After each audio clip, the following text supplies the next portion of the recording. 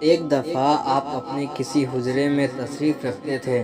آپ کے اتنے اصحاب آپ کی خدمت میں حاضر ہوئے کہ حجرہ شریف بھر گیا اور بیٹھنے کی جگہ نہ رہی۔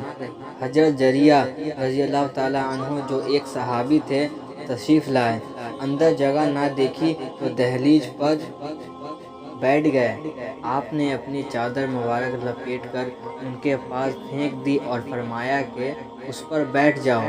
انہوں نے چادر مبارک کو اٹھا کر آنکھوں سے لگایا اور بوسہ دے کر رونے لگے اور تہ کر کے آپ صلی اللہ علیہ وسلم کو پھینک دی اور عرض کی کہ میں اس لائق نہیں کہ آپ کی چادر مبارک پر بیٹھوں۔ جیسی آپ صلی اللہ علیہ وسلم نے میری تعظیم و تکریم کی، خدا آپ صلی اللہ کی جیسی آپ نے میری تعظیم و تکریم کی، خدا آپ کی تعظیم و تکریم کرے۔ پھر آپ نے دائیں بائیں دیکھ کر فرمایا، جب تمہارے پاس کوئی آدمی آئے تو اس کی تعظیم و تکریم کرو۔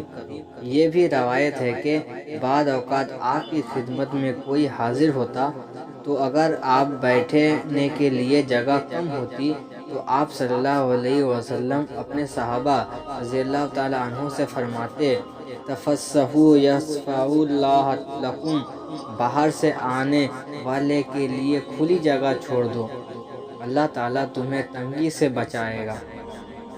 آپ اپنے بزرگوں کی بڑی عزت کرتے تھے اور ان کی بات مان لیتے تھے۔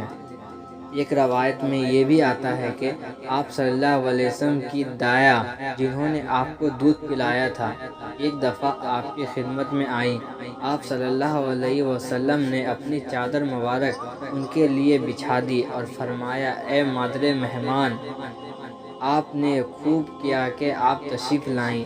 پھر ان کو اپنی چادر مبارک پر بیٹھایا اور فرمایا کہ سفارش کرو، میں تمہاری سفارش قبول کروں گا اور جو مانگو گی وہ دوں گا۔ پھر انہوں نے جن شخصوں کی سفارش کی ان کے ساتھ بہت کچھ سلوک کیا اور جو کچھ داعیہ نے مانگا اس سے بہت زیادہ دیا۔ آپ اپنے دوستوں کے دوست کی بھی عزت کیا کرتے تھے اور ان کو بھی نہ بھولتے تھے۔ اور ایک روایت میں اور یہ بھی آتا ہے کہ ایک دفعہ ایک بڑھیا آپ کے پاس آئی، آپ نے اس کی بہت تعظیم کی۔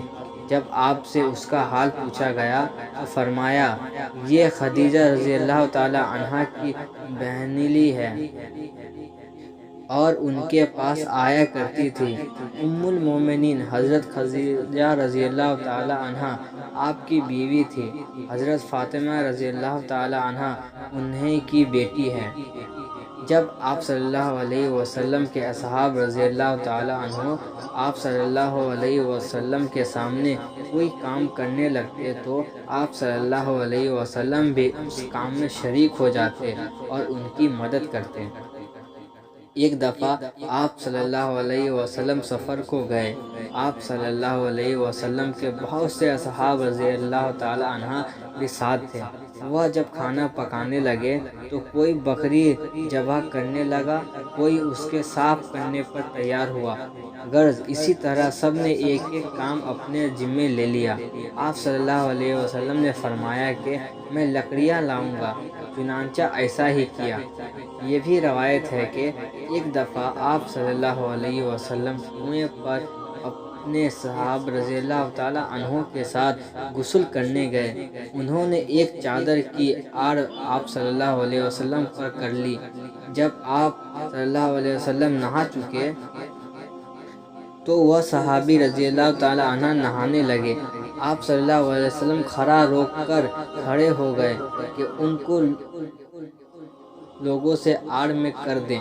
انہوں نے کہا کہ آپ صلی اللہ علیہ وسلم پر میرے ماں باپ فدا ہوں، ایسا نہ کریں۔ آپ نے نہ مانا اور جب تک وہ غسل سے فارغ نہ ہوئے آپ صلی اللہ علیہ وسلم پردے کے کھڑے رہے۔ غرض آپ کے اخلاق ایسے پسندیدہ تھے کہ خدا تعالیٰ نے بھی آپ صلی اللہ علیہ وسلم کی تعریف قرآن مجید میں کی ہے۔ ہم مسلمانوں کو چاہیے جہاں تک ہو سکے آپ کی پیروی کریں تاکہ ہم سے خدا راضی رہے۔ لڑکو، تم خدائے تعالیٰ کی رضامندی کا طریقہ تو جان چکے، اب ہم ان چیزوں کا کچھ حال سناتے ہیں جو اس نے ہمارے واسطے پیدا کی ہیں، ذرا غور سے سنو اور یاد رکھو۔